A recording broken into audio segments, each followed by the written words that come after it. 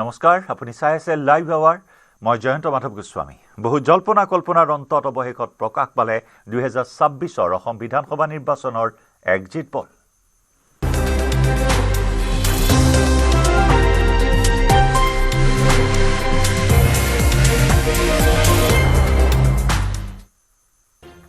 Star Cement and Real Active Coconut Water present Assam Exit Poll 2026 co-presented by JSW Dulux Paint. Presented by Star Cement, solid setting and Real Active Coconut Water, refreshing hydration with no added sugars. Co-presented by JSW Dulux Paints, co-powered by Everyday Masala. Special partner JIS University. Crack JET 26 JIS University Entrance Test. Technology partner Data Mission.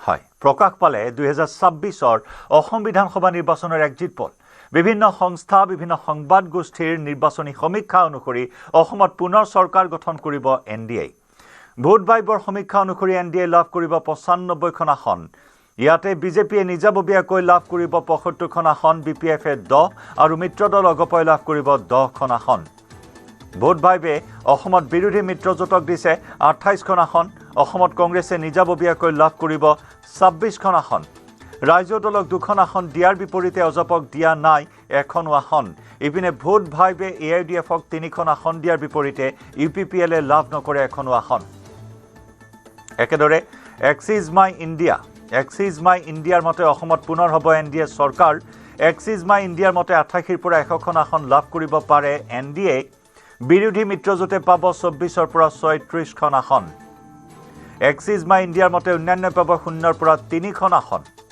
একেদৰে আন কেইবাটাও সংস্থাৰ exit পল এই মুহূৰ্তত TV স্ক্ৰীণত আমি দেখুৱাইছোঁ today Chanakya Matrize P MARQ people's pulse poll diary Chanakya strategies জেভিচিৰ সমীক্ষা অনুসৰিও অসমত পুনৰ হ'ব এনডিএৰ চৰকাৰ এয়া কেইবাটাও দেশৰ আগশাৰীৰ সংবাদ গোষ্ঠী কেইবাটাও সংস্থাই প্ৰকাশ কৰা এক্সিট পল 5 ৰাজ্যৰ বিধানসভা নিৰ্বাচনৰ বিশেষভাৱে অসম বিধানসভা নিৰ্বাচনক লৈ এই সমীক্ষা আগবঢ়াইছে য'ত নেকি ভোট ভাইবে 95খন আসন দিছে এনডিএক বিৰোধী মিত্ৰজোঁটক দিছে 28খন আসন এক্সিস মাই ইণ্ডিয়াই 88ৰ পৰা 100খন আসন প্ৰদান কৰিছে এনডিএক এয়া মেগা এক্সিট পল ভোট ভাইবৰ এই সমীক্ষা 95খন আসন দখল কৰি এনডিএ দিছপুৰত হেট্ৰিক কৰিব পুনৰ চৰকাৰ গঠন কৰিব কংগ্ৰেছ মিত্ৰজোঁটে লাভ কৰিব 28খন আসন আৰু এআইডিএফে লাভ কৰিব 3খন আসন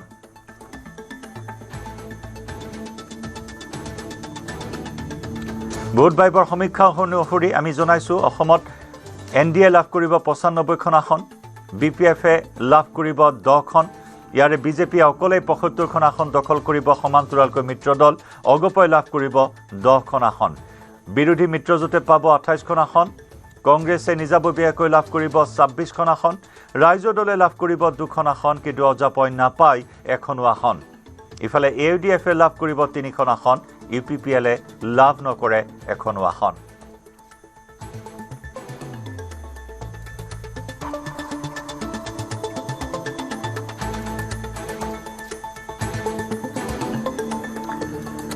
আমি যদি জোন ভিত্তিক এই মুহূৰ্তত সমীক্ষা দেখুৱাইছোঁ এই মুহূৰ্তত আমি বৰাক ভেলীত সমীক্ষা অনুসৰি বৰাক ভেলীত 13টা সমষ্টি আছে তাত এনডিএ লাভ কৰিব 7ৰ পৰা 9খন আসন বিৰোধী মিত্ৰজোঁটে লাভ কৰিব 4ৰ পৰা 6খন আসন মধ্য অসমত আছে মুঠ 19টা সমষ্টি এই 19টা সমষ্টিৰ ভিতৰত এনডিএক দিয়া হৈছে 13ৰ পৰা 15খন আসন ভোট ভাইবে মধ্য অসমত বিৰোধী মিত্ৰজোঁটক দিছে 3ৰ পৰা 5খন আসন এআইডিএফক ভোট ভাইবে দিছে সৰ্বাধিক 2খন আসন নামনি অসমৰ অত্যধিক গুৰুত্বপূৰ্ণ 44টা সমষ্টি য'ত ভোট ভাইবৰ সমীক্ষা অনুসৰি এনডিএ সৰ্বাধিক আসন 29ৰ পৰা 31খন আসন লাভ কৰিব বিৰোধী মিত্ৰজোঁটে লাভ কৰিব 12ৰ পৰা 14খন আসন এআইডিএফে লাভ কৰিব সৰ্বাধিক 2খন আসন আহিছোঁ উত্তৰ অসমৰ সমীক্ষালৈ উত্তৰ অসমৰ 15টা সমষ্টিৰ ভিতৰত 12ৰ পৰা 14খন আসন লাভ কৰিব এনডিএ বিৰোধী মিত্ৰজোঁট আৰু এআইডিএফে লাভ কৰিব সৰ্বাধিক 2খনকৈ আসন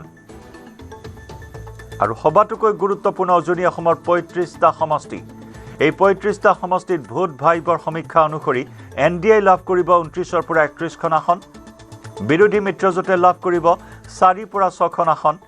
ভোট ভাইবৰ সমীক্ষা অনুসৰি সমগ্ৰ ৰাজ্যত NDA লাভ কৰিব ৯০ৰ পৰা ১০০খন আসন, বিৰোধী মিত্ৰজোঁটে লাভ কৰিব ২৩ৰ পৰা ৩৩খন আসন আৰু AIDF লাভ কৰিব সৰ্বাধিক ৬খন আসন।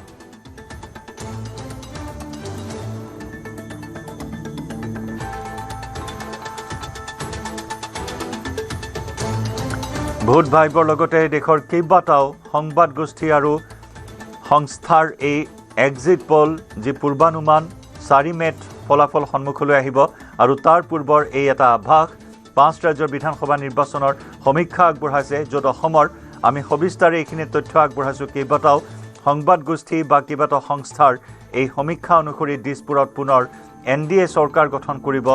৯০ৰ পৰা ১০০খন আসনৰ ভিতৰত আসন দিয়া হৈছে NDAক, বিৰোধী মিত্ৰজোঁটক ২৪ৰ পৰা ৩৬খন আসন দিয়া হৈছে বিভিন্ন সংস্থাৰ সমীক্ষাত। কিন্তু বিভিন্ন প্ৰতিক্ৰিয়া এই মুহূৰ্তত সৃষ্টি হৈছে এক্সিট পলৰ এই সমীক্ষাক লৈ। শাসক বিৰোধী উভয় পক্ষৰ মাজত প্ৰতিক্ৰিয়া। শাসকীয় পক্ষই কৈছে এক্সিট পল অনুসাৰেই ৪ মে'ত ফলাফল লাভ কৰিব NDA। ট্ৰিপল ডিজিটত আসন লাভ কৰাৰ আশা প্ৰকাশ কৰিছে ৰাজ্যিক বিজেপিৰ সভাপতি দিলীপ শইকীয়াই। মুখ্যমন্ত্ৰী ডক্টৰ হিমন্ত বিশ্ব শৰ্মায়ো ভোট গ্ৰহণ সম্পন্ন হোৱাৰ পিছত উল্লেখ কৰিছিল যে ৯০ৰ পৰা ১০০খন আসন লাভ কৰিব NDA। দিছপুৰত পুনৰ বিজেপি মিত্ৰজোঁটে হেট্ৰিক কৰিব, চৰকাৰ গঠন কৰিব। আনহাতে বিৰোধী শিবিৰো যথেষ্ট অত্যুৎসাহী হৈ আছে। বিৰোধী শিবিৰে পোনছাতে অস্বীকাৰ কৰিছে এক্সিট পলৰ এই সমীক্ষা। পোনছাতেই অস্বীকাৰ কৰি বিৰোধী মিত্ৰজোঁটে চৰকাৰ গঠন কৰিব বুলি দাবী কৰিছে শিৱসাগৰৰ বিধায়ক অখিল গগৈয়েও। আমি শিৱসাগৰৰ পৰা সতীৰ্থ সাংবাদিক প্ৰদীপ গগৈৰ সৈতে সংযুক্ত হৈছোঁ পোনপটীয়া সম্প্ৰচাৰত। প্ৰদীপ, ৰাইজৰ মাজত, সৰ্বসাধাৰণ ৰাইজৰ মাজত এই মুহূৰ্তত কি প্ৰতিক্ৰিয়া এক্সিট পলৰ পূৰ্বানুমান বা ফলাফলক লৈ? হয়, মই বিশেষকৈ শিৱসাগৰ জিলাত ৩টা বিধানসভা সমষ্টি আছে। এই 3টা বিধানসভা সমষ্টিত কোনে শেষ হাঁহি মাৰিব ইতিমধ্যে জল্পনা কল্পনা সকলো হৈছে, পূৰ্বানুমান কৰা হৈছে। ৰাইজে যি ধৰণৰ মন্তব্য আগবঢ়াইছে, আমি বিভিন্নজনৰ লগত কথা পাতিছোঁ যে শিৱসাগৰ সমষ্টিটোত নিশ্চিতভাৱে ক'ব পৰা অৱস্থাত নাই যে কোন দলে ইয়াত এই আসনখন শিৱসাগৰ সমষ্টিটো লাভ কৰিব। কিন্তু ডিমৌ সমষ্টিত বিজেপি বিধায়ক সুশান্ত বৰগোহাঁই জয়ী হোৱাটো প্ৰায় নিশ্চিত বুলি বিভিন্নজনে মত প্ৰকাশ কৰিছে। সেইদৰে নাজিৰা সমষ্টিত এইবাৰ ময়ূৰ বৰগোহাঁই, বিজেপি প্ৰাৰ্থী ময়ূৰ বৰগোহাঁই জয়ী হোৱাটো প্ৰায় নিশ্চিত বুলি বিভিন্নজনে মন্তব্য কৰিছে। এই এনেধৰণৰ মন্তব্য কৰাৰ কেতবোৰ কাৰণ আছে। কাৰণ নাজিৰা সমষ্টিটোত বিগত যি নিৰ্বাচন আছিলে, ২০২১ৰ যি নিৰ্বাচন আছিলে, তেতিয়া মাত্ৰ ৫৮৩টা ভোটত পৰাজয় বৰণ কৰিছিলে বিজেপি প্ৰাৰ্থী ময়ূৰ বৰগোহাঁই। কিন্তু এইবাৰ তাত পৰিৱেশ সলনি হৈছে, তাত ৰাইজে উন্নয়ন বিচাৰিছে আৰু বহু কেইখন বাগান যিটো বিলুপ্তি হ'ল আমগুৰি সমষ্টিৰ পৰা নি সংযোগ কৰা হ'ল নাজিৰা সমষ্টিত। আৰু বাগান এলেকাৰ গৰিষ্ঠ সংখ্যক ভোটাৰে কিন্তু এইবাৰ বিজেপি পক্ষত তেওঁলোকৰ ঢৌ বলা দেখা গৈছে। এয়া যিয়েই নহওক, কিন্তু আমি বৰ্তমান ইয়াত সৰ্বসাধাৰণ মই নাগৰিক আছে, মই বৰ্তমান শিৱসাগৰ কেন্দ্ৰীয় বজাৰত আছো। আমি ৰাইজৰ পৰা মতামত ল'ম। দাদা, আকৌ কাৰ চৰকাৰ হ'ব বুলি আপোনালোকে অনুমান কৰিছে? হয়, চৰকাৰ হ'ব বুলি আমি একদম নিশ্চিত আছো যে এইবাৰ বিজেপি চৰকাৰ আহিব আৰু ৮০ পৰা ৯০খনৰ ভিতৰত আমাৰ এখন ল'ব বুলি আমি নিশ্চিতভাৱে আমি আছো। কিয় ভাবিছে তেনেকৈ? ভাবিছো মানে প্ৰতিটো চক বিজেপিৰ যিখিনি যেতিয়াৰ পৰা বিজেপি ইয়াত জন্ম হ'ল তেতিয়াৰ পৰা সেইখন চৰকাৰ চক বহুত বস্তু, যেনেকৈ আপুনি ধৰক ১ নম্বৰ উগ্ৰপন্থী পৰা সংগঠনৰ পৰা, তাৰপিছত অসম বন্ধৰ পৰা, ৰাস্তা পদূলিৰ পৰা, শিক্ষাৰ পৰা, চাকৰি বাকৰি ২ নম্বৰ চাকৰি নোহোৱা হোৱাই দিলে, বিনা পইচাত এটা চাকৰি দিলে। গতিকে প্ৰতি ল'ৰা ছোৱালীৰ প্ৰতি সা সন্মান জনাই গোটেই গাঁৱৰ পদূলি মানে মানুহৰ সা সন্মতি জনাই যিটো আঁচনি যোগাৰ কৰিলে, তেওঁলোকে সেইখিনি উন্নয়নৰ কাৰণে সকলো মানুহে আজি বিজেপিৰ প্ৰতি আগবাঢ়ি আহিছে। হয়, ইয়াৰ এগৰাকী আমি ব্যৱসায়ী ভাষ্য আমি শুনালো যে কৈছে যে বিজেপি চৰকাৰৰ দিনত যি ধৰণে নিকা নিযুক্তি প্ৰক্ৰিয়া হ'ল, যি ধৰণে আচলতে বিভিন্ন আঁচনিয়ে সামৰি ৰাখিছে সকলো শ্ৰেণীৰ লোকক, তাৰ এটা ফল বিজেপিয়ে সুফল লাভ কৰিব বুলি তেওঁলোকে আশা প্ৰকাশ কৰিছে। ইয়াৰ যিয়ে নহওক আৰু আমি সাধাৰণ ইয়াত নাগৰিক আছে, আমি ভাষ্য ল'ম কোনে কি ধৰণৰ মন্তব্য আগবঢ়ায়। মই আৰু এগৰাকী ওচৰলৈ আহিছো। দাদা অকমান সময় ল'ব বিচাৰিছো যে 4 মে'ত ঘোষণা কৰিব অসম বিধানসভাৰ নিৰ্বাচনৰ ফলাফল, আৰু আপোনালোকে কি অনুমান কৰিছে আগন্তুক দিনত কোনে চৰকাৰ গঠন কৰিব আৰু আপুনি কোন সমষ্টিত, সেই সমষ্টিত কোন জয়ী হোৱাৰ সম্ভাৱনা আছে? মই শিৱসাগৰ সমষ্টিৰ মানুহ। খুব সম্ভৱ আমাৰ ইয়াত অখিল গগৈ যাব নেকি, সন্দেহ এটা হৈছে। আৰু চৰকাৰ কাৰ হ'ব? নহ'লে বিজেপিয়ে হ'ব বুলি ভাবিছো। মানে আগতকৈ সংখ্যা কম পাব ভাবিছো। আপাৰত মেক্সিমাম বুলি নহয় আৰু কংগ্ৰেছে অলপ পাব আগতকৈ কংগ্ৰেছে বাঢ়িব। কিন্তু চৰকাৰ বিজেপি হ'ব বুলি ভাবিছো। হয়, ইয়াত বিজেপি প্ৰাৰ্থী কুশল দুৱৰী আছিলে আৰু ৰাইজৰ দলৰ প্ৰাৰ্থী অখিল গগৈ আছিলে। অখিল গগৈ সম্ভাৱনা কিয় বেছি দেখিছে? তেখেতৰ বিৰুদ্ধে যিসকল উঠিছে তেওঁলোকৰ অকমান হেৰি আছে, মানুহৰ মানে প্ৰাৰ্থীৰ ব্যক্ত বহুতে প্ৰব্লেমৰ কাৰণে কি নকওঁ আৰু। চৰকাৰ কাৰ হ'ব পাৰে? কিন্তু এতিয়া বৰ্তমান ক'ব নোৱাৰি, কিন্তু কংগ্ৰেছো হ'ব পাৰে, হয়তো বিজেপি হ'ব পাৰে। কিন্তু কথা নাই, এইটো মানে এইটো হৈছে এটা কম্পিটিশ্যন পুৰা লাগি আছে, সাংঘাতিক হৈছে মানে কোনো এইটো গ্ৰান্টি দিব পৰা নাই। আমি 3গৰাকীৰ ভাষ্য এতিয়াই লৈছো। 2গৰাকীয়ে কৈছে যে চৰকাৰ কিন্তু বিজেপিৰ হ'ব বুলি তেওঁলোকে পূৰ্বানুমান কৰিছে, আৰু শিৱসাগৰ সমষ্টিত অখিল গগৈৰ সম্ভাৱনা বেছি বুলি কৈছে। কাৰণ বিজেপিৰ যিগৰাকী প্ৰাৰ্থী তেওঁৰ পুৰণি কেতবোৰ ইতিহাস আছে, যি ইতিহাস কলা ইতিহাস, আৰু কলা ইতিহাসৰ বাবে তেওঁক হয়তো ৰাইজে নিয়চাত কৰিব বুলি অনুমান কৰিছে। ইয়াত যিয়ে নহওক মই আৰু ভাষ্য অলপ ইয়াত মই দেখুৱাইছো যে শিৱসাগৰৰ এখন কেন্দ্ৰীয় বজাৰত আছো। দাদা অকমান সময় ল'ব বিচাৰিছো। 4 মে'ত নিৰ্বাচনৰ ফলাফল ঘোষণা কৰিব, আপুনি আকৌ কাৰ চৰকাৰ হ'ব বুলি ভাবে? কাৰ চৰকাৰ এতিয়া কেনেকে কম, এতিয়া কোনে কেনেকে অনুমান কৰিব পৰা নাই? কাক ভোট দিছে এইটোতো ক'ব নাই পৰা মানে উন্নয়ন লাগে, আৰু উন্নয়ন হোৱা চৰকাৰটোৱে লাগে। হয়, তেওঁ এটা ইংগিত দিব বিচাৰিছে। বিজেপিৰ এটা মূল শ্লোগানেই হৈছে উন্নয়ন, আৰু সেই উন্নয়নৰ মুখেই ৰাইজে এবাৰ ভোটদান কৰা বুলি তেওঁ অনুমান কৰিছে, তেনে ইংগিত দিছে। মই পুনৰ দেখুৱাইছো শিৱসাগৰ এই কেন্দ্ৰীয় বজাৰৰ পৰিৱেশ। মই আৰু এগৰাকী ক'ৰ পৰা আহিছিল? মেলা চুকৰ। আপোনাৰ ভোটদান কৰিছিল চাগে? কাক ভোট দিলে ক'ব নালাগে, আপুনি এনেই অনুমান কৰিছেনে এইবাৰ কাৰ চৰকাৰ হ'ব পাৰে? বিজেপি চৰকাৰ হ'ব বুলি অনুমান কৰিছো।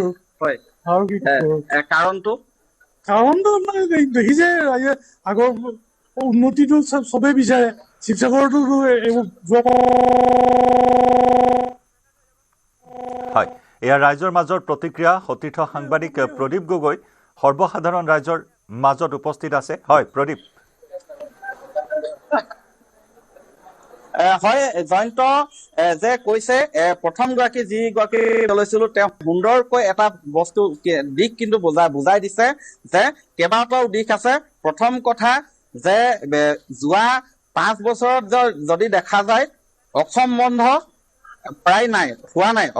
বিভিন্নজনে উন্নয়নৰ স্বাৰ্থত থকাৰ কথা উল্লেখ কৰিছে। উন্নয়নৰ স্বাৰ্থত জনতাৰ ৰায়ৰ কথা ইতিমধ্যে এক্সিট পোলেও প্ৰদান কৰিছে, য'ত নেকি গৌৰৱ গগৈ বৰ অসম, নতুন বৰ অসম নহয়, মুখ্যমন্ত্ৰীৰ হিমন্ত বিশ্ব শৰ্মাৰ উন্নয়নৰ স্বাৰ্থত জনতাৰ ৰায় যোৱাৰ ইংগিত প্ৰদান কৰিছে এক্সিট পোলে। পৰৱৰ্তী সময়ছোৱাত আৰু কি প্ৰতিক্ৰিয়া হয় সেয়াও জানি প্ৰদীপ এই মুহূৰ্তত ধন্যবাদ জ্ঞাপন কৰিছোঁ আপোনাক। একেদৰে মঙলদৈৰ পৰা প্ৰতিক্ৰিয়া আমাক জনাব আমাৰ সতীৰ্থ সাংবাদিক নৱজ্যোতি মহন্তই।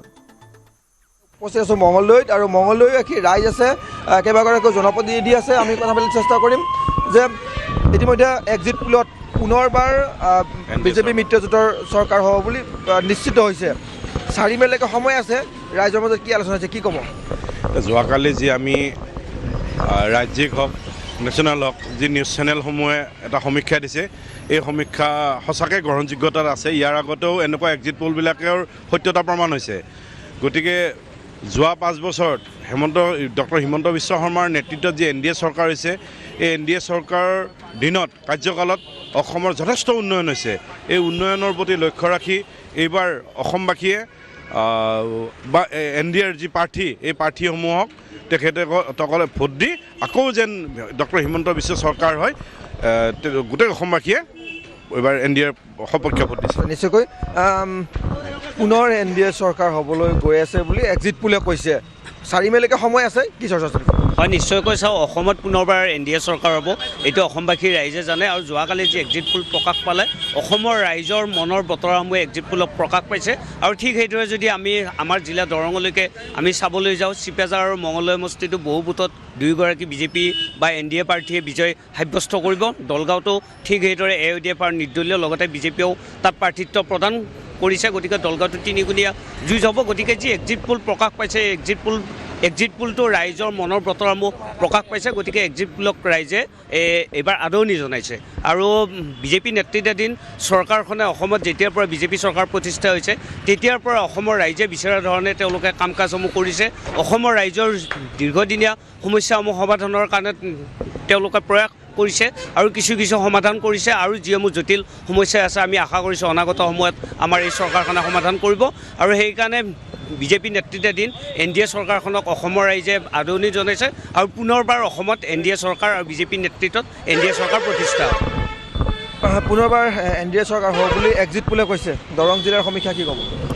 দৰং জিলাৰ সমীক্ষা এনেকৈ এক্সিট পোল কোনোদিনে মানে উল্টা হোৱা নাই, এক্সিট পোল একেই আমি দেখা পাইছোঁ আগতেও। কালি ভাল লাগিছে, যিয়ে নহওক আমাৰ 2টা সমষ্টি, বিশেষকৈ চিপাঝাৰ আৰু মঙলদৈ সমষ্টিত যথেষ্ট আমাৰ ভাল হ'ব।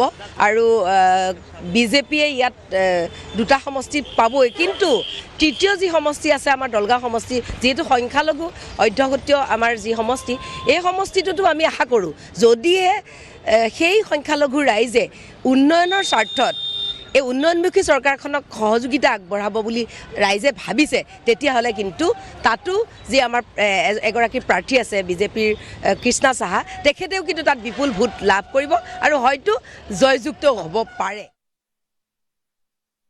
এয়া মঙলদৈৰ ৰাইজৰ এই মুহূৰ্তত প্ৰতিক্ৰিয়া। এক্সিট পলত পুনৰ কোৱা হৈছে 90ৰ পৰা 100খন আসন লাভ কৰি NDAই দিছপুৰত চৰকাৰ গঠন কৰিব আৰু 23ৰ পৰা 33খন আসনতে সীমাবদ্ধ থাকিব বিৰোধী মিত্ৰজোঁট। আমি আগতেই গম পাওঁ যে আকৌ এবাৰ BJP চৰকাৰে হ'ব। কিন্তু অলপ বিৰোধী অলপ কোনো ছাইডত ষ্ট্ৰং হ'ব পাৰে। কিন্তু এক্সিট পোল মতে 90ৰ পৰা 100 যে দিছে, আমি ভাবোঁ 96, 97 এনেকুৱা হ'ব পাৰে BJP। যদি 96, 97 হৈ যায়, বিৰোধী ষ্ট্ৰং হ'ব জানো? কাৰণ 126 চিটহে হয়। কিন্তু কিছুমান নিৰ্দলীয় আহি যদি সেনেকৈ মানে বিৰোধীৰ লগত জইন কৰে, অলপ ষ্ট্ৰং হ'ব পাৰে। কিন্তু মোৰ ভাবত মানে বিৰোধী ইমান ষ্ট্ৰং নহ'ব। গভৰ্ণমেণ্ট BJPয়ে হ'ব। আৰু ডেভেলপমেণ্টবিলাক আমি দেখিছোঁ, নো ডাউট মূল্যবৃদ্ধি অলপ হৈছে। চাওক, এখন ডেভেলপ হ'ব হ'লে মূল্যবৃদ্ধি অলপ হ'বই লাগিব। কাৰণ ইমান সুবিধা দিছে ৰাইজক, গতিকে মূল্যবৃদ্ধিটো স্বাভাৱিক। সেই চাইমলটেনিয়াছলি কিছুমানৰ চেলাৰীও সেনেকৈ কোনো ছাইডত ইনক্ৰিজ হৈছে। গতিকে আমি এইটো এডজাষ্ট কৰি ল'ব লাগিব। কিন্তু চৰকাৰ যে BJP হ'ব, এইটো 100% মানে চিয়'ৰ। নিশ্চয় এইবাৰ BJP চৰকাৰে আকৌ আহিব। এইবাৰ অলপ মোৰ হিচাপত অলপ বিৰোধী অলপ ষ্ট্ৰং হ'ব যেন লাগিছে। আপোনালোকৰ বিৰোধী ষ্ট্ৰং হোৱাটো লাগে। চৰকাৰ BJP ঠিকেই আছে, কাম ভালকৈ কৰিছে, তেওঁলোকে কাম কৰা নহয়। আৰু আমাৰ মুখ্যমন্ত্ৰী যথেষ্ট যিটো কৰিম বুলি কয়, যেনেকৈ কয় সেইখিনি কৰি আছে, সেইখিনি আমি ভালেই দেখিছোঁ। এক্সিট পোলে BJPক 90ৰ পৰা 100 এটা চিট দিছে। অসমত কিন্তু চিট 126হে। গতিকে বিৰোধী ষ্ট্ৰং হ'ব জানো? বিৰোধীয়ে যোৱাবাৰতকৈ ষ্ট্ৰং হ'ব যেন লাগিছে মোৰ মতে দেই। বেলেগৰ কথা মই নাজানো, মোৰ মতে অলপ ষ্ট্ৰং হ'ব লাগে, হ'বও লাগে, অলপ ষ্ট্ৰং হ'লে ভাল। চলি থকা চৰকাৰে চলি থাকিব, মানে আকৌ BJP এক্সিট পোলো BJPকে কৈছে। কিন্তু প্ৰবেবলি 100% BJPয়ে আহিব। অসম, পশ্চিমবংগ, পুডুচেৰীত BJPয়ে চৰকাৰ কৰিব। এক্সিট পোলৰ ফলাফল প্ৰকাশৰ পিছত এই দাবী ৰাজ্যিক BJPৰ সভাপতি দিলীপ শইকীয়াৰ। তামিলনাডু আৰু কেৰালাত BJPৰ ফলাফল আগতকৈ ভাল হ'ব বুলি মন্তব্য কৰি বিৰোধীক তীব্ৰ সমালোচনা ৰাজ্যিক BJPৰ সভাপতিগৰাকীৰ। এক্সিট পোলে দিয়া ধৰণেৰেই 4 মে'ত ট্ৰিপল ডিজিটত ফলাফল লাভ কৰিব বুলি আশাবাদী দিলীপ শইকীয়া।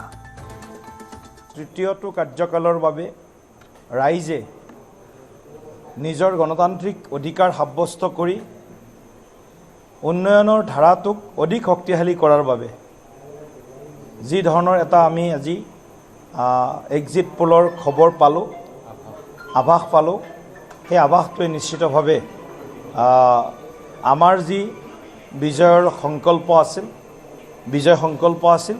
সেই বিজয় সংকল্পটোক ৰাইজে নিশ্চিতভাৱে এইটো গ্ৰহণ কৰিছে আৰু আমাৰ ওপৰত তেওঁলোকে আস্থা ব্যক্ত কৰিছে। গতিকে মই বিজেপি দলৰ NDAৰ প্ৰতিগৰাকী সন্মানীয় জ্যেষ্ঠ নেতা, লক্ষ লক্ষ আমাৰ কাৰ্যকৰ্তা, সমৰ্থক, শুভাকাংক্ষীক আকৌ এবাৰ মই ধন্যবাদ জ্ঞাপন কৰিছোঁ। আৰু এক্সিট পোলৰ ফলাফল সদায় চূড়ান্ত নহয়, এই প্ৰতিক্ৰিয়া বিৰোধী দলপতি দেৱব্ৰত শইকীয়াৰ। এক্সিট পোলৰ ওপৰত ইমানকৈ বিশ্বাস নকৰোঁ সঁচা কথা ক'বলৈ গ'লে। আৰু দ্বিতীয় কথাটো হ'ল আৰু 4-5 দিন ধৈৰ্য ধৰিলে আমি প্ৰকৃত পোলৰ ৰিজাল্টেই পাম। আৰু এক্সিট পোলত বৰ্তমান সময়ত যোৱা সময়ছোৱাত দেখা পাইছোঁ বহুখিনি ক্ষেত্ৰত তেওঁলোকৰ কেতিয়াবা মিলে কেতিয়াবা নিমিলে। আৰু এটা কথা যোৱা সময়ছোৱাত দেখা পাই আছোঁ, শাসক পক্ষই বিভিন্ন ধৰণেৰে সকলোকে মেনিপুলেট কৰিব বিচাৰে। এক্সিট পোলৰ অপিনিয়ন এইবিলাকো মানুহে যে মুক্ত মনেৰে দিছে সেই কথা মোৰ ধাৰণা নহয়। আৰু অসমৰ ক্ষেত্ৰত ক'ব বিচাৰিম, এইবাৰ যথেষ্ট চাইলেণ্ট ভোটাৰ আছিলে, তেওঁলোকে ৰাইজক মানে জানিবলৈ দিয়া নাই কাৰ সপক্ষে তেওঁলোকে ভোট দিছে, মতামত স্পষ্ট সেই কথাটো কোনেও ধৰিব নোৱাৰে। আৰু বৰঞ্চ বিজেপি দলে যথেষ্ট শংকিত হৈ আছে, তেওঁলোকৰ দলৰ মানুহে তেওঁলোকৰ প্ৰাৰ্থীসকলক ভোট দিব বিচৰা নাই। আৰু সেইটো হৈছে বিজেপিৰ ভুল নীতি যোৱা সময়ছোৱাত অসমত চলাই থকাৰ বাবে।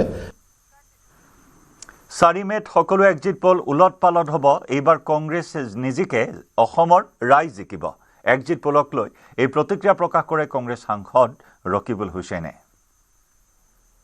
এক্সিট পোল মানে আজিৰ পৰা কিছুদিনৰ আগত আমি কংগ্ৰেছৰ সকলো কেণ্ডিডেটক লৈ অল ইণ্ডিয়া কংগ্ৰেছ কমিটি আৰু আমাৰ প্ৰদেশ কংগ্ৰেছৰ নেতৃবৃন্দ বহিছিলে। সেইদিনা আমি ঠিক কৰিছিলোঁ যে হিমন্ত বিশ্ব শৰ্মাই 29 তাৰিখে বেংগলৰ নিৰ্বাচন শেষ হোৱাৰ পিছতে তেওঁৰ যিবিলাক ভিজা চেনেল আছে সেইবিলাক দি এনেকুৱা এটা পৰিৱেশৰ সৃষ্টি কৰিব যে তেওঁ অফিচাৰবিলাকৰ প্ৰতি ইনফ্লুৱেঞ্চ কৰিব। সেইটোৱে আজি আপোনাৰ বহুত খবৰ। এতিয়া মই দেখা নাই, মই নগাঁৱৰ পৰা গুৱাহাটী গৈ আছোঁ, আজি সেইটোৱে খবৰ। সেইটো 4 তাৰিখ দুপৰীয়ালৈকে হৈ থাকিব। যেতিয়া নিৰ্বাচনৰ আপোনাৰ বাকচ খুলিব, যেতিয়া আপোনাৰ ফাৰ্ষ্ট ৰাউণ্ড ছেকেণ্ড ৰাউণ্ড হ'ব, আপুনি চাব সেইদিনাও কৈ দিব যে অমুক কেণ্ডিডেট জিকিলে বিজেপি চৰকাৰ হ'ব। তাৰ পিছতহে আপোনালোকে দেখিব আচলটো হ'ব। এইটো আচলতে কৰিছে অফিচাৰসকলক ভয় খুৱাবৰ কাৰণে, অফিচাৰসকলক ইনফ্লুৱেঞ্চ কৰিবৰ কাৰণে। কাৰণ তেওঁ গম পাইছে ইণ্টেলিজেন্সৰ যোগেদি যে এইবাৰ হিমন্ত বিশ্ব শৰ্মাৰ বিৰুদ্ধে মানুহৰ নীৰৱ এক বিতৃষ্ণা আহিছিলে। কিন্তু এইটো কথা ঠিক যে হিমন্ত বিশ্ব শৰ্মাৰ যে চৰকাৰখন যাব 4 তাৰিখে, সেই কথাটো আজি স্পষ্ট হৈছে। সকলো যিসকল মুখে ক'বলৈ সাহস কৰা নাছিল সেই মুখবিলাকো আজি ওলাই আহিছে আৰু স্পষ্ট হৈছে যে ৰাইজ জিকিব, হিমন্ত বিশ্ব শৰ্মা হাৰিব। আমাৰ যোৰহাটৰ পৰা সতীৰ্থ সাংবাদিক গৌতম বৰাৰ সৈতে সংযুক্ত হৈছোঁ পোনপটীয়া সম্প্ৰচাৰত। গৌতম, এক্সিট পোলৰ সমীক্ষাই কৈছে দিছপুৰত আকৌ চৰকাৰ গঠন কৰিব NDA। যোৰহাটৰ ৰাইজৰ কেনেধৰণৰ প্ৰতিক্ৰিয়া এই মুহূৰ্তত? যোৰহাট হৈছে 2026 বিধানসভা নিৰ্বাচনৰ চৰ্চাৰ অন্যতম অভিকেন্দ্ৰ। নিশ্চয়কৈ জয়ন্ত, যিহেতু সকলো এক্সিট পোলতে ইতিমধ্যে এইটো প্ৰকাশ পাইছে যে চৰকাৰ NDA গঠন কৰিব, বিজেপি মিত্ৰজোঁটে চৰকাৰ গঠন কৰিব। আৰু ৰাইজৰ আমি প্ৰতিক্ৰিয়া জানিবলৈ বিচাৰিম যে দাদা, ইতিমধ্যে এক্সিট পোলৰ কথাটো গম পাইছেই, এইবাৰ চৰকাৰ গঠন কৰিব পুনৰ হিমন্ত বিশ্ব শৰ্মাৰ নেতৃত্বত বিজেপি মিত্ৰজোঁট চৰকাৰ হ'ব বুলি ওলাইছে। আপুনি কি ভাবে? তেওঁলোকে কৈ আছে, আমি এতিয়া ধৰি লওক সেইটোৰ ওপৰত ডিপেণ্ড কৰা নাই, চবৰে মনবিলাক বেলেগ বেলেগ ন। আপোনাৰ যোৰহাটতো বেলেগ হ'ব পাৰে, গোলাঘাটতো বেলেগ হ'ব পাৰে। আপোনাৰ মতে আকৌ বিজেপি চৰকাৰ হ'বনে? কামবিলাক তেনেকুৱা কৰি আছে, সেইটো হিচাপত হ'ব পাৰে বুলি ক'ব পাৰি। আৰু যোৰহাটত কোন জিকিব, হিতেন গোস্বামী নে গৌৰৱ গগৈ? সেইটো অকণমান ক'বলৈ দিগদাৰ হয় দেই। 50-50 কৈ আছে। হয়, ধন্যবাদ জনাইছোঁ। আৰু বহু লোক আছে, আমি যিহেতু জয়ন্ত যোৰহাটৰ মূল বজাৰলৈ আহিছোঁ আৰু তাৰ যিসকল লোক আছে আমি তেওঁলোকৰ পৰা জানিবলৈ বিচাৰিম। আৰু এগৰাকী লোক আছে, সাধাৰণ লোক। দাদা, যে কথা এটা সোধো, এক্সিট পলৰ ইতিমধ্যে ফলাফল গম পাইছে, এক্সিট পলে কি কৈছে, বিজেপি মিত্ৰজোঁটৰ চৰকাৰ পুনৰ হ'ব বুলি কৈছে অসমত, আপোনালোকে কি ভাবে? আমি এতিয়া একো এইবাৰ মানে ইলেকশ্যনটো একো ধৰিব পৰা নাই।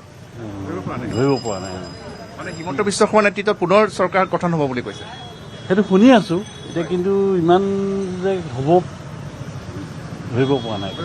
যোৰহাটৰ বিষয়ে কি কয়? যোৰহাট কিয়? এটাকেইটা যে ভাল কণ্টেষ্ট হৈছে, ফাইনেলি ক'ব নোৱাৰি। ফাইনেলি ক'ব নোৱাৰি। গৌৰৱ গগৈ জিকিব নে যোৰহাটত?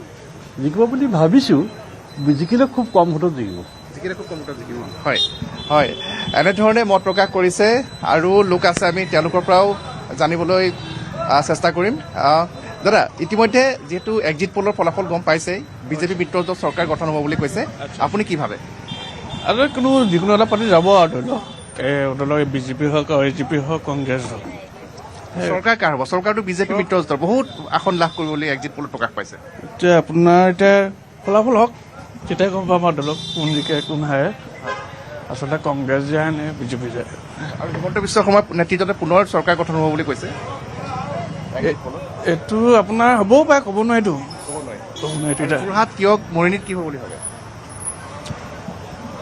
আচলতে কংগ্ৰেছ যাব পাৰে আপোনাৰ তিয়কৰ ফালে, তিয়কত। আৰু আমাৰ ইয়াত ধৰি লওক আপোনাৰ বিজেপি যাব পাৰে নেকি যোৰহাটত। হিতেন গোস্বামী। গৌৰৱ গগৈ কিয় হাৰিব বুলি ভাবিছে? গৌৰৱ গগৈ তাৰমানে ইয়াত চাপোৰ্টাৰটো অলপ বেছি দেখিছোঁ, অলপ এই আপোনাৰ ইয়াত চাপোৰ্টাৰটো অলপ বেছি দেখিছোঁ। গৌৰৱ গগৈ জিকিব নে হাৰিব বুলি ভাবিছে? জিকিব। গৌৰৱ গগৈ জিকিব।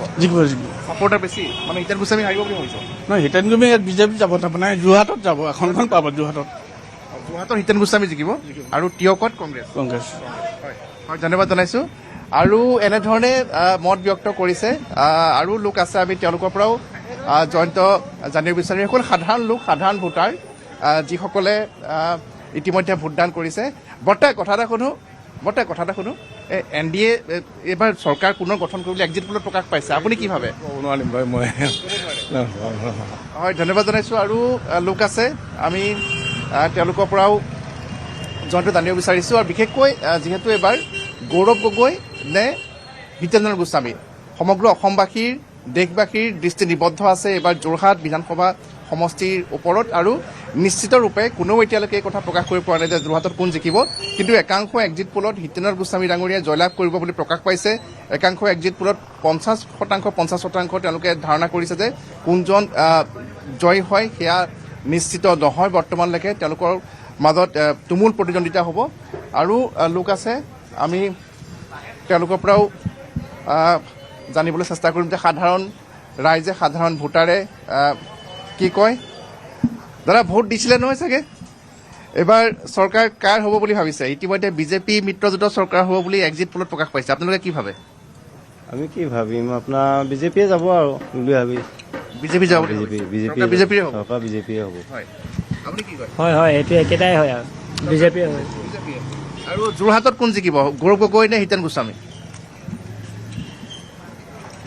যোৰহাটত হিতেন গোস্বামী আহিব লাগে। হিতেন গোস্বামী কিহৰ কাৰণে? হিতেন গোস্বামী ভাল পায় মানুহখিনিয়ে, ভাল পায় ৰাইজৰ কাৰণে, মানে হেৰি কৰে, সহায় কৰে ৰাইজক। হয়, হিতেন গোস্বামীয়ে ভাল চব পাৰোঁ।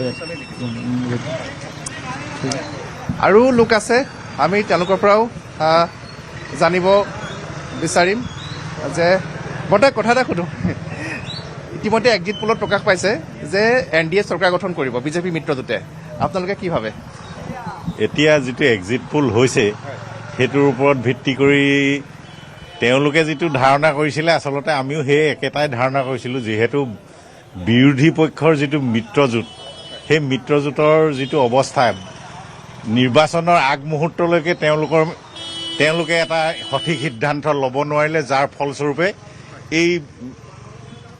এই বিষয়টোৰ ওপৰত তেওঁলোকে এতিয়া যিটো ফল সেইটো ভুঞ্জিব লাগিব অহা 5 বছৰলৈ। গৌৰৱ গগৈ নে হিতেন্দ্ৰ গোস্বামী যোৰহাট সমষ্টি? সেইটো এতিয়ালৈকে মই সঠিককৈ ক'ব নোৱাৰোঁ, যিহেতু 50-50। আপুনি কি কয়, চৰকাৰ কোনে গঠন কৰিব? চৰকাৰটো দেখি কোৱা নিচিনা এন ডি এ কৰিব বুলি ভাবিছোঁ। এক্সিট পলৰ যিটো ওলাইছে সেইটো মতে কৰিব বুলি ভাবিছোঁ, গতিকে সেইটো বুলি ভাবিছোঁ। আৰু যোৰহাটৰ হিতেন গোস্বামী নে গৌৰৱ গগৈ? সেইটোৱে 50-50 নিচিনা হৈ আছে চবৰ পক্ষতে শুনিছোঁ আমিতো নিশ্চিতভাৱে গৌতম এক্সিট পল প্ৰকাশ পোৱাৰ পিছত উৎকণ্ঠা ৰাইজৰ মাজত পুনৰ বৃদ্ধি পাইছে কোনে আচলতে শেষ হাঁহি মাৰিব যোৰহাটত বা অন্যান্য সমষ্টিসমূহত তাৰ সঠিক ফলাফল 4 মে'ৰ বাবে সকলোৱে অপেক্ষা কৰিব লাগিব আৰু 4 মে' যিমানেই চমু চাপিছে সিমানেই উৎকণ্ঠাও বৃদ্ধি পাইছে সকলোৰে মাজত কিন্তু তাৰ মাজতে এক্সিট পলৰ আভাস যে দিছপুৰত পুনৰ বৃহৎ জয় সাব্যস্ত কৰি চৰকাৰ গঠন কৰিব NDA ধন্যবাদ গৌতম ইফালে অখিল গগৈ প্ৰতিক্ৰিয়া প্ৰকাশ কৰিছে অখিল গগৈৰ দাবী এইবাৰ অসমত চৰকাৰ হ'ব বিৰোধী ঐক্যমঞ্চৰ 2026 চনৰ বিধানসভা নিৰ্বাচনত অসমৰ ৰাইজে এবাৰ চৰকাৰ সলনি কৰিবৰ কাৰণে সাম্প্ৰদায়িক ফেচিবাদী চৰকাৰ সলনি কৰিবৰ কাৰণে হিমন্ত বিশ্ব শৰ্মাক বদলাই দিবৰ কাৰণে ভোটদান কৰিছে সেইকাৰণে মই সকলো মানুহক ধৈৰ্য ধৰি ৰ'বৰ কাৰণে আহ্বান জনাইছোঁ কিন্তু মই জানো যে এই এক্সিট পোলে বিজেপি চৰকাৰৰ পক্ষতেই কথা ক'ব কাৰণ যিসকলৰ পৰা মতামত লয় সাধাৰণতে চৰকাৰৰ বিপক্ষত কথা ক'বলৈ দিগদাৰ পায় সেইকাৰণে এই মুহূৰ্তত এক্সিট পোলৰ ৰিজাল্ট দেখি কোনো বিৰোধী পক্ষৰ মানুহে সেয়া ৰাইজৰ দলে হওক সেয়া কংগ্ৰেছেই হওক সেয়া জাতীয় পৰিষদেই হওক সেয়া APHLCয়ে হওক সেয়া বামপন্থী দলবিলাকেই হওক কোনেও যাতে কেতিয়াও বিতত নহয় ভয় নাখায় ধৈৰ্যচ্যুতি নঘটায় তাৰ কাৰণে মই আহ্বান জনাইছোঁ এক্সিট পল প্ৰায় অমিল হোৱা দেখা যায় এই প্ৰতিক্ৰিয়া কংগ্ৰেছ নেতা ৰিপুণ বৰাৰ তিনিটা সমষ্টিত এইটোতো দেখ কথা তিনিটা সমষ্টিততো দুটাতো কনফাৰ্ম আমাৰ কংগ্ৰেছ দল শিপাঝাৰ আৰু মঙলদৈ যিটো সদৰ সমষ্টি এই দুটাতো কংগ্ৰেছ কনফাৰ্ম এই দুটাতো কংগ্ৰেছ জিকিবই আৰু দলগাঁও সমষ্টিটোত অৱশ্যে অকণমান আমাৰ মিত্ৰজোঁটৰ প্ৰাৰ্থীজনক লৈ কিছু অসন্তুষ্টি আছিল গতিকে সেইটো ঠাউকতে আমি ক'ব নোৱাৰোঁ সেইটো ফাইট আছে সেইটো কণ্টেষ্ট আছে সেইটো আমি ক'ব নোৱাৰোঁ কিন্তু এই দুটা সমষ্টি আমি ক'ব পাৰোঁ এই দুটাত কংগ্ৰেছ ক্লিন চিট হৈ কংগ্ৰেছ জিকিব নাই মোৰ নিজৰ সমষ্টি বৰচলাটো মই জিকিম ৰাইজেও কৈছে জিকিম নাই ব্যৱধানৰ কথাটো মই ক'ব নোৱাৰোঁ এতিয়া ব্যৱধান এইটোৱেই ক'ব পাৰোঁ যে বিপুল ভোটৰ ব্যৱধানত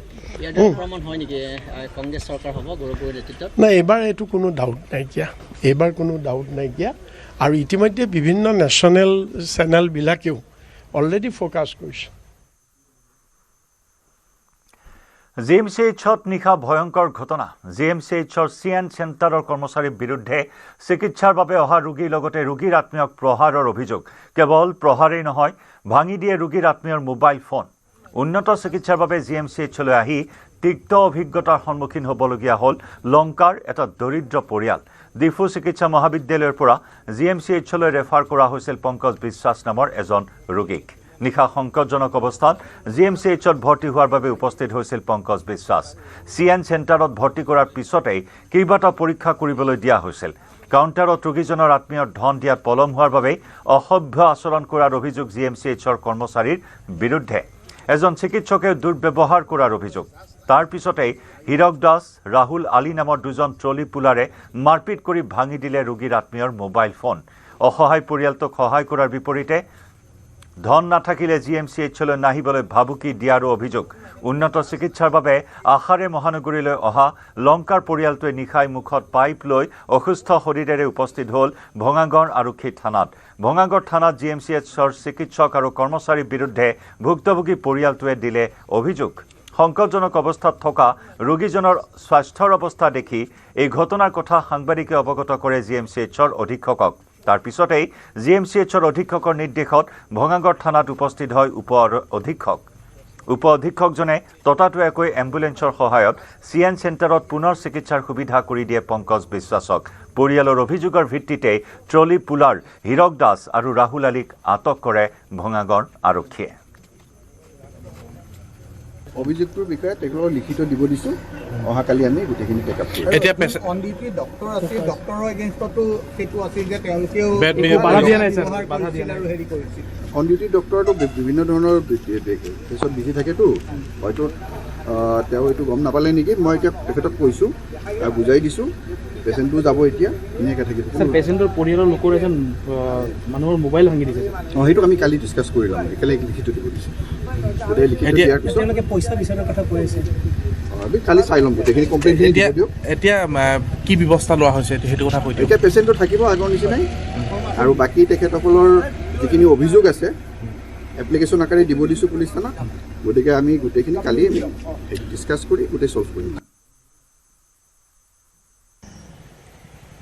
গুৱাহাটী চিকিৎসা মহাবিদ্যালয়ৰ অধীনৰ CN চেণ্টাৰত ট্ৰলি পুলাৰৰ সন্ত্ৰাস ট্ৰলি পুলাৰৰ সন্ত্ৰাসত এক প্ৰকাৰ যেন CN চেণ্টাৰলৈ ৰোগী আহিব নোৱাৰে কালি নিশাৰ ভাগত লংকাৰ এগৰাকী ৰোগী অতি জৰুৰীভাৱে লংকাৰ পৰা CN চেণ্টাৰলৈ প্ৰেৰণ কৰা হৈছিল কিন্তু তাৰ পাছত সেই ৰোগীজন আৰু ৰোগীৰ পৰিয়াল CN চেণ্টাৰলৈ আহি যি পৰিস্থিতিৰ সন্মুখীন হ'ল সেই পৰিস্থিতি আপুনি শুনিলে সেই কাহিনী আপুনি শুনিলে আচৰিত হ'ব এগৰাকী বিশেষ ব্যক্তি মোৰ সৈতে আছে এইগৰাকী হৈছে বিজয় বিশ্বাস কালি পংকজ বিশ্বাস নামৰ এগৰাকী ৰোগীক লংকাৰ পৰা তেওঁক CN চেণ্টাৰলৈ লৈ অহা হৈছিল CN চেণ্টাৰত নিশা প্ৰায় 10 বজাত ভৰ্তি কৰিবলৈ লৈ অহা হৈছিল কিন্তু কথাটো হ'ল যে ভৰ্তি কৰাৰ পাছত GMCHৰ CN চেণ্টাৰৰ ট্ৰলি পুৰাৰে তেওঁলোকক মাৰপিট কৰাৰ অভিযোগ উত্থাপিত হৈছে আনকি মোবাইল ভাঙি দিয়াৰ অভিযোগ উত্থাপিত হৈছে এই মুহূৰ্তত GMCHৰ CN চেণ্টাৰত কৰ্মৰত দুজনকৈ ট্ৰলি পুলাৰক সেই ঘটনাত জড়িত দুজনকৈ ট্ৰলি পুলাৰক ভঙাগড় আৰক্ষীয়ে ইতিমধ্যে আটক কৰিছে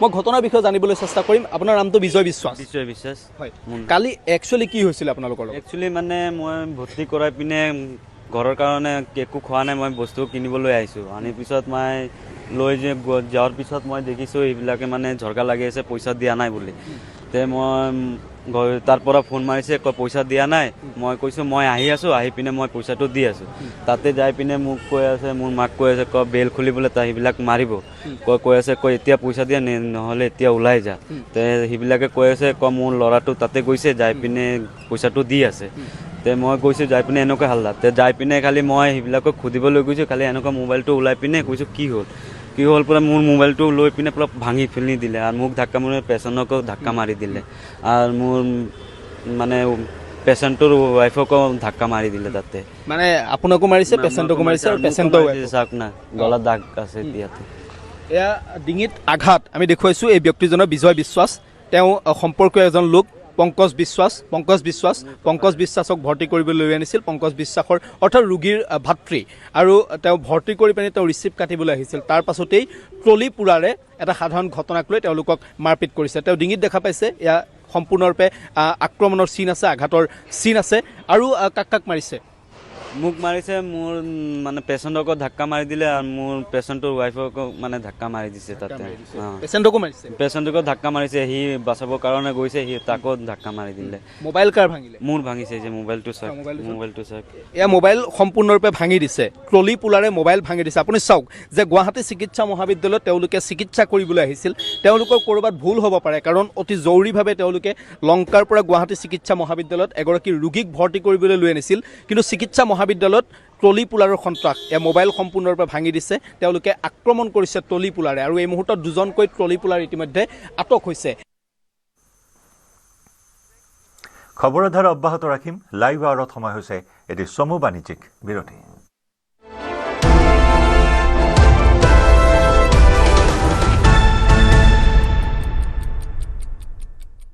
अक्कर बक्कर बम्बे बो ঘৰত কোনটো TMT লগাইছে माइथन स्टील আপোনাৰ ওপৰত ট্ৰাষ্ট কৰিব পাৰি ओके ষ্ট্ৰং মানে মাইথান ষ্টীল কি ঘটিল আজিৰ দিনটো ৰাজ্য তুলপা লগোৱা ঘটনা দেশৰ সকলো খবৰ ৰাজ্যৰ জ্বলন্ত পৰিৱেশ পৰিস্থিতি আপোনাৰ খবৰ আপোনালোকৰ খবৰ ৰাজনীতিৰ সূক্ষ্ম বিশ্লেষণ পুৱাৰ পৰা নিশাল খবৰ আৰু খবৰ দেশৰ সৰ্ববৃহৎ নিউজ নেটৱৰ্ক সঠিক সময়ত শুদ্ধ খবৰ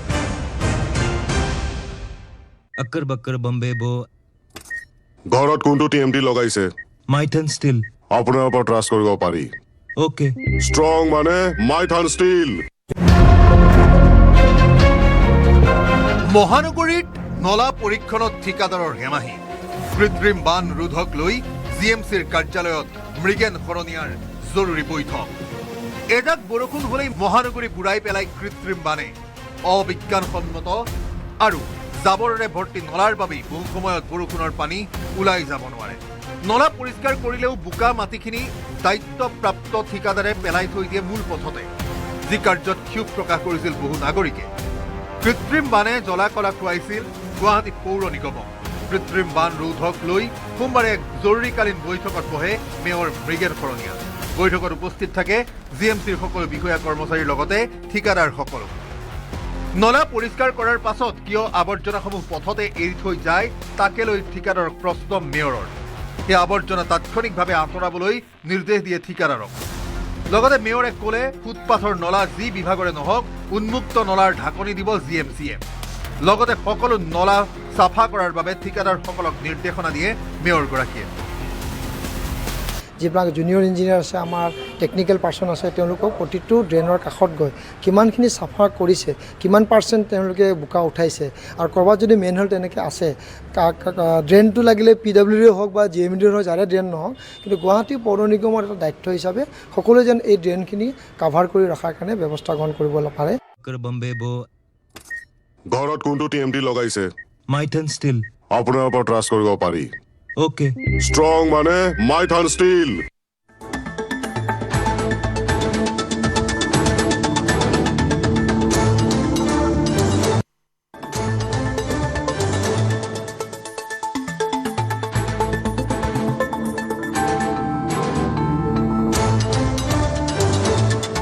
अक्कर बक्कर बम्बे बो।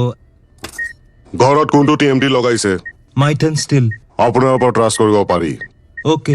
ষ্ট্ৰং মানে মাইথান। মহানগৰীত নলা পৰীক্ষণত ঠিকাদাৰৰ হেমাহি। কৃত্ৰিম বান ৰোধক লৈ জিএমচিৰ কাৰ্যালয়ত মৃগেন শৰণীয়াৰ জৰুৰী বৈঠক। এজাক বৰষুণ হ'লেই মহানগৰী বুঢ়াই পেলাই কৃত্ৰিম বানে। অবিজ্ঞানসন্মত আৰু জাবৰেৰে ভৰ্তি নলাৰ বাবেই বহু সময়ত বৰষুণৰ পানী ওলাই যাব নোৱাৰে। নলা পৰিষ্কাৰ কৰিলেও বোকা মাটিখিনি দায়িত্বপ্ৰাপ্ত ঠিকাদাৰে পেলাই থৈ দিয়ে মূল পথতে, যি কাৰ্যত ক্ষোভ প্ৰকাশ কৰিছিল বহু নাগৰিকে। কৃত্ৰিম বানে জ্বলা কলা খুৱাইছিল গুৱাহাটী পৌৰ নিগমক। কৃত্ৰিম বান ৰোধক লৈ সোমবাৰে এক জৰুৰীকালীন বৈঠকত বহে মেয়ৰ মৃগেন শৰণীয়া। বৈঠকত উপস্থিত থাকে জিএমচিৰ সকলো বিষয়া কৰ্মচাৰীৰ লগতে ঠিকাদাৰসকলো। নলা পৰিষ্কাৰ কৰাৰ পাছত কিয় আৱৰ্জনাসমূহ পথতে এৰি থৈ যায় তাকে লৈ ঠিকাদাৰক প্ৰশ্ন মেয়ৰৰ। এই আৱৰ্জনা তাৎক্ষণিকভাৱে আঁতৰাবলৈ নিৰ্দেশ দিয়ে ঠিকাদাৰক। লগতে মেয়ৰে ক'লে ফুটপাথৰ নলা যি বিভাগৰে নহওক উন্মুক্ত নলাৰ ঢাকনি দিব জিএমচিয়ে। লগতে সকলো নলা চাফা কৰাৰ বাবে ঠিকাদাৰসকলক নিৰ্দেশনা দিয়ে মেয়ৰগৰাকীয়ে। যিবিলাক জুনিয়ৰ ইঞ্জিনিয়াৰ আছে, আমাৰ টেকনিকেল পাৰ্চন আছে, তেওঁলোকক প্ৰতিটো ড্ৰেইনৰ কাষত গৈ কিমানখিনি চাফা কৰিছে, কিমান পাৰ্চেণ্ট তেওঁলোকে বোকা উঠাইছে, আৰু ক'ৰবাত যদি মেইন হ'ল তেনেকৈ আছে, ড্ৰেইনটো লাগিলে PWD হওক বা GMD হওক, যাৰে ড্ৰেইন নহওক, কিন্তু গুৱাহাটী পৌৰ নিগমৰ এটা দায়িত্ব হিচাপে সকলোৱে যেন এই ড্ৰেইনখিনি কাভাৰ কৰি ৰখাৰ কাৰণে ব্যৱস্থা গ্ৰহণ কৰিব পাৰে, তাৰ কাৰণে আজি আমি তেওঁলোকক এটা নিৰ্দেশ দিছোঁ। ইয়াৰ উপৰিও কিমান বোকা চাফা কৰা হৈছে তাকো নিৰীক্ষণ কৰাৰ বাবে অভিযন্তাক নিৰ্দেশ মেয়ৰৰ। মহানগৰীৰ ৰাইজলৈ মেয়ৰৰ আহ্বান, উন্মুক্ত নলা দেখিলেই মেয়ৰৰ নম্বৰত ফটো অথবা ফোন কৰি জনাওক। নাই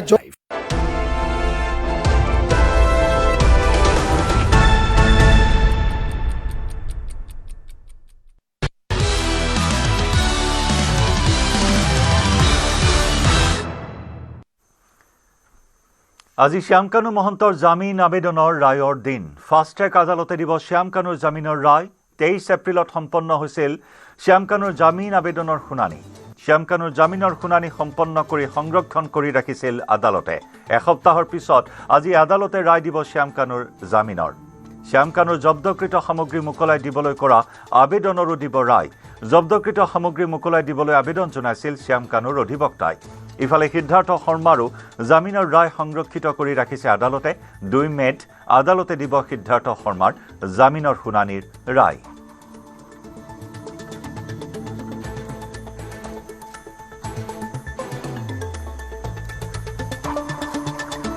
জুবিন হত্যা গোচৰত অভিযুক্ত সিদ্ধাৰ্থ শৰ্মাৰ মহাবীৰ একুৱা জব্দৰ নিৰ্দেশ আদালতৰ সিদ্ধাৰ্থই ব্যৱহাৰ কৰা বেংক একাউণ্টটো জব্দৰ নিৰ্দেশ আদালতৰ 6টাকৈ বেংক একাউণ্ট জব্দৰ নিৰ্দেশ জব্দকৃত বেংক একাউণ্টত প্ৰায় কোটিৰো অধিক ধন আছে এই ধনখিনি সিদ্ধাৰ্থই নিজৰ বুলি আদালতত প্ৰমাণ কৰিব পৰা নাই বেংক একাউণ্টকেইটাৰ গোচৰটোত সংযুক্তকৰণৰ আবেদন কৰিছিল চৰকাৰী অধিবক্তাই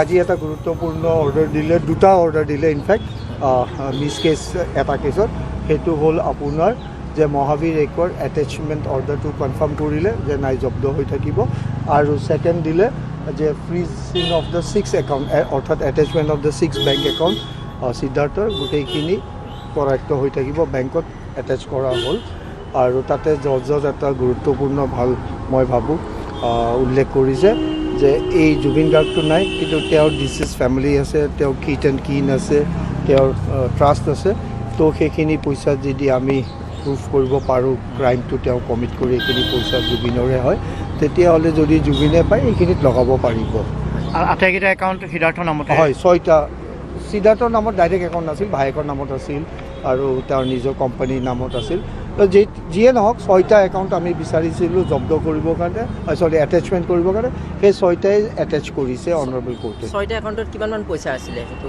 পইচা একজেক্ট এমাউণ্টটো নাজানিম কাৰণ সেইটো তথ্যটো একচুৱেলি পুলিচৰ হাতত আছে আমি যিমানেই আছে সেইখিনিয়ে সুধিছোঁ কাৰণ কিয় সময় সাপেক্ষে ইণ্টাৰেষ্টটো বাঢ়ি থাকে তো এমাউণ্টটো ভেৰিয়েশ্যন হৈ থাকিব সেইকাৰণে এমাউণ্টটো একজেক্টলি মেনশ্যন কৰা হোৱা নাছিল কিন্তু ৰাফ আন্দাজ মতে চাম গুড ক্ৰ'জে থাকিব কাইলৈ শ্যাম কানুৰ জামিন হয় জামিনৰ অৰ্ডাৰ আছে কালি ছেকেণ্ড হাফত চাগে মেমে নিশ্চয় অৰ্ডাৰটো দিব let's see wait and watch কি হয় আমি কালি আকৌ লগ পাম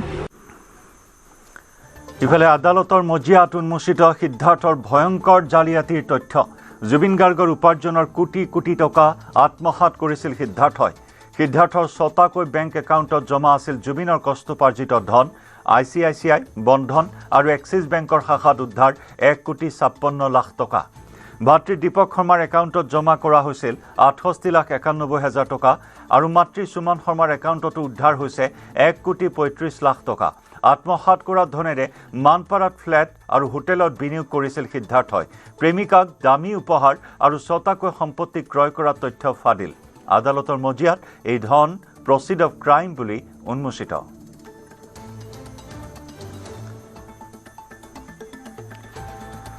আমি এই মুহূৰ্তত আদালত চৌহদৰ পৰা সতীৰ্থ সাংবাদিক বিৰিঞ্চি কুমাৰ ডেকাৰ সৈতে সংযুক্ত হৈছোঁ পোনপটীয়া সম্প্ৰচাৰত বিৰিঞ্চি ডাঙৰ প্ৰশ্ন আজি যে কি হ'ব ৰায় জামিন লাভ কৰিব নেকি ক'ৰবাত কেনেবাকৈ শ্যাম কানু মহন্তই জয়ন্ত যে আজিৰ তাৰিখত জুবিন গাৰ্গৰ যি হত্যাৰ আচলতে বিচাৰ প্ৰক্ৰিয়া চলি আছে আজিৰ তাৰিখত এইটোৱে আচলতে ডাঙৰ প্ৰশ্ন যে যিগৰাকী শ্যাম কানু মহন্ত জুবিন হত্যাৰ দ্বিতীয়গৰাকী অন্যতম অভিযুক্ত হিচাপে চিহ্নিত হৈছে আৰু ইতিমধ্যে কাৰাগাৰত আছে সেইগৰাকী শ্যাম কানু মহন্ত আজি যিহেতু জামিন আবেদনৰ ৰায় দিয়া কথা আছে ইয়াৰ পূৰ্বে প্ৰায় 3 দিন পূৰ্বে সেই জামিন আবেদনৰ লৈ যি ধৰণৰ আচলতে শুনানি হ'ব লগা আছিল অধিবক্তাৰ চৰকাৰী অধিবক্তা আৰু শ্যাম কানু মহন্ত অধিবক্তাৰ মাজত যি ধৰণৰ যুক্তিযুক্ত হৈছিল তাত দেখুওৱা হৈছিল যে শ্যাম কানু মহন্তই জুবিন গাৰ্গৰ মৃত্যুৰ সময়ত আচলতে সেই স্থানত উপস্থিত নাছিল তেনেধৰণৰ বহুকেইটা তেওঁলোকে তাত উপস্থাপন কৰিছে আৰু বিপৰীতে চৰকাৰী অধিবক্তাই এই কথাখিনি কৈছে যে জুবিন গাৰ্গক সেই অৱস্থাত আচলতে ছিংগাপুৰলৈ লৈ যোৱাটোৱে এটা শ্যাম কানু মহন্তৰ আটাইতকৈ এটা ডাঙৰ ভুল গতিকে সেই যদি শ্যাম কানু মহন্তই তেওঁক জোৰ কৰি যদি ছিংগাপুৰলৈ লৈ নগ'লহেঁতেন নিশ্চয়কৈ জুবিন গাৰ্গ আজি আমাৰ মাজত জীয়াই থাকিলে এই ধৰণৰ যুক্তিৰ মাজত আজি যিহেতু জামিন পাব নে তেওঁ কাৰাগাৰতে থাকিব সেই কথাখিনি আজি যিহেতু আৰু কিছু সময়ৰ পাছত যিহেতু ইতিমধ্যে যিগৰাকী ফাৰ্ষ্ট ট্ৰেক আদালতৰ যিগৰাকী ন্যায়াধীশ শৰ্মিলা ভূঞা ইতিমধ্যে আহি উপস্থিত হৈছে আৰু কেইটামান মুহূৰ্তৰ পাছত হয়তো শ্যাম কানু মহন্তৰ সেই জামিন আবেদনৰ কি ৰায় তেওঁ জনাব আৰু এইটোৱে কথা আচলতে যে শ্যাম কানু মহন্তক যদি আজিৰ দিনটোত যদি জামিন দিয়ে কিন্তু SIT কিন্তু এই মুহূৰ্তত সাজু হৈ আছে শ্যাম কানু মহন্তৰ বিপৰীতে যিটো দ্বিতীয়টো গোচৰ CIDত ৰুজু হৈছিল 19/2025 যিটো আচলতে তেওঁ অৰ্থনৈতিক অপৰাধ কৰাৰ যিটো আচলতে গোচৰ সেইটো গোচৰত কিন্তু আজি পৰ্যন্ত শ্যাম কানু মহন্তক সোধা পোছা কৰা নাই বা তেওঁ গ্ৰেপ্তাৰৰ গ্ৰেপ্তাৰ কৰা দেখে গতিকে হয়তো সেই দ্বিতীয়টো গোচৰত পুনৰ কাৰাগাৰতে তেওঁক গ্ৰেপ্তাৰ কৰাৰো সম্ভাৱনা আছে গতিকে যদিহে জামিন নাপায় তেতিয়াহ'লে শ্যামকানু মহন্তৰ অধিবক্তা পোনে পোনে তেওঁ উচ্চ ন্যায়ালয়লৈ যোৱাৰ বাট আচলতে প্ৰশস্ত হ'ব গতিকে উচ্চ ন্যায়ালয়ত কি ধৰণে চৰকাৰী অধিবক্তাই সেই সমগ্ৰ বিষয়টো ডিফেণ্ড কৰিব পাৰে তাৰ ওপৰত নিৰ্ভৰ কৰিব আৰু দ্বিতীয় যিটো বিষয় যে সিদ্ধাৰ্থ শৰ্মাৰো যিহেতু জামিন আবেদনৰ যি শুনানি প্ৰক্ৰিয়া ইতিমধ্যেই সমাপ্ত হৈছে 2 তাৰিখে সিদ্ধাৰ্থ শৰ্মাৰ জামিন আবেদনৰ শুনানি ৰায় দিব কিন্তু কালি দিনটোত উন্মোচিত হৈছে যে সিদ্ধাৰ্থ শৰ্মাই কেনেধৰণে জুবিনক পিছফালৰ পৰা খুলি খাইছিল কি ধৰণে জুবিন গাৰ্গে যিখিনি উপাৰ্জন কৰিছিল তাৰে কোটি কোটি টকা তেওঁ মাতৃৰ একাউণ্টত ভাতৃৰ একাউণ্টত লাখ লাখ টকা আচলতে জমা কৰিছিল যিগৰাকী ভাতৃয়ে বৰ্তমান পঢ়িহে আছে তেওঁৰ কোনো ধৰণৰ চ'ৰ্চ অফ ইনকাম আচলতে এই মুহূৰ্তলৈকে দেখাব পৰা নাই গতিকে এই কথাখিনি উন্মোচিত হৈছে 6টাকৈ বেংক একাউণ্টত কি ধৰণে কোটি কোটি টকা তেওঁ ৰাখিছিল আৰু সেই টকাখিনি কেনেধৰণে পানীৰ ফেক্টৰী মহাবীৰ একুৱা বা যি ধৰণে তেওঁৰ সেই হোটেল হেৰিটেজত তেওঁ বিনিয়োগ কৰিছিল বিভিন্ন স্থানত তেওঁ ফ্লেট কিনিছিল যিগৰাকী তেওঁৰ পেয়সী আছে তেওঁ স্কুটি দিছিল বিভিন্ন দামী উপহাৰ দিছিল বা বিভিন্ন 6টাকৈ স্থানত অস্থাবৰ সম্পত্তি তেওঁ ক্ৰয় কৰিছিল গতিকে সেই সকলোখিনি কথা যিহেতু কালি ন্যায়ালয়ৰ মজিয়াত উন্মোচিত হৈছে নিশ্চয়কৈ এগৰাকী সিদ্ধাৰ্থ শৰ্মাই যে আচলতে জামিন যে লাভ কৰিব সেই কথাখিনি মুহূৰ্তত ক'ব পৰা আচলতে নাযায় তেওঁৰ বিৰুদ্ধে যিখিনি তেওঁ প্ৰচিড অফ ক্ৰাইম আচলতে কৰিছে সেই কথাখিনি তেওঁ কালি ন্যায়ালয়ৰ মজিয়াত সেইখিনি স্পষ্ট হৈছে চৰকাৰী অধিবক্তাই সেইখিনি তন্নতন্নকৈ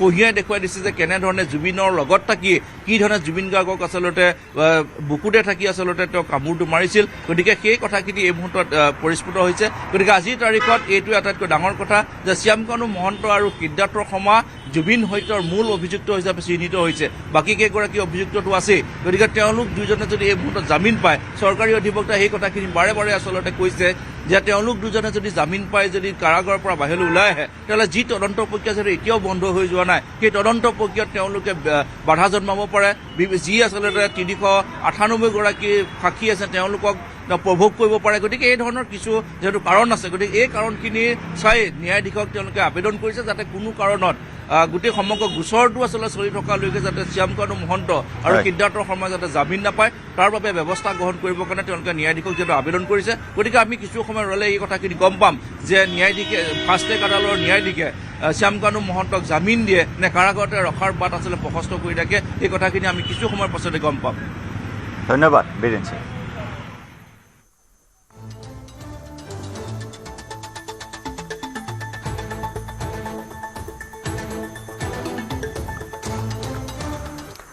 গুৱাহাটীৰ ৰুদ্ৰাক্ষ মলস্থিত একজোৰ বাৰৰ অনুজ্ঞাপত্ৰ সাময়িকভাৱে নিলম্বন কামৰূপ মহানগৰ জিলা প্ৰশাসনৰ কঠোৰ পদক্ষেপ এক্সাইজ ৰুল 127(1) ভংগ কৰাৰ অভিযোগত সাময়িকভাৱে নিলম্বন অনুজ্ঞাপত্ৰ পুৱতি নিশা 3:30 নীতি বহিৰ্ভূতভাৱে খোলা ৰখা হৈছিল বাৰখন আৰু সেই বাৰতে সুৰাপান কৰি মদঘৰীয়া দুৰ্ঘটনাত পতিত হৈছিল 3 যুৱতী শোকাবহ দুৰ্ঘটনাত প্ৰাণ হেৰুৱাইছিল আকাংক্ষা আৰ্মিনা আৰু পূজাই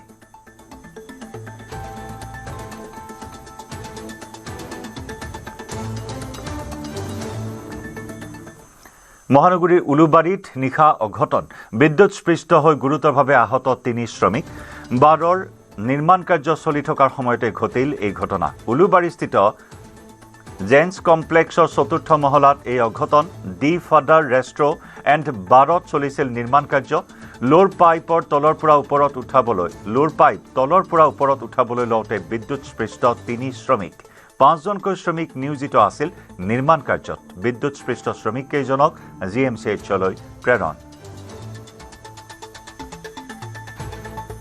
লোহা উঠাই থকাৰ সময়তে সিহঁতৰ ওপৰত শ্বৰ্ট হৈ থাকোঁতে লোহাটো এৰি দিল পটককৈ মানে লোহাটো শ্লিপ হৈ গ'ল পৰি গ'ল বাইকখন ডেমেজ হ'ল তাৰপিছত ওপৰত 3জন ল'ৰা আছিল তলত 2জন ল'ৰা আছিল তাৰে 3জনৰ কি কয় এজন ল'ৰা বাৰ্ণ হৈছে তেওঁৰ গাৰ প্ৰায় 80-90% ছাল মানে ওলাই গৈছে আৰু বাকী 2জন থকাকেইটা ভালকৈ মানে ষ্টেবল হ'ব পৰা নাই খোজকাঢ়িব পৰা নাই সিহঁতে তাৰপিছত আমি ওপৰতে আছিলোঁ আমি তাৰপিছত সিহঁতক বেছি ইঞ্জুৰি হৈছে কলৈলৈ গৈছে আমি 3জনকে অলপ দেৰি আগত আমি তলত নামাই সিহঁতক এম্বুলেঞ্চ দেৰি হৈছে আহোঁতে সেইটো কাৰণে হঠাৎ কৰি আমি তেখেতক অলপ GMCত লৈ গৈছোঁ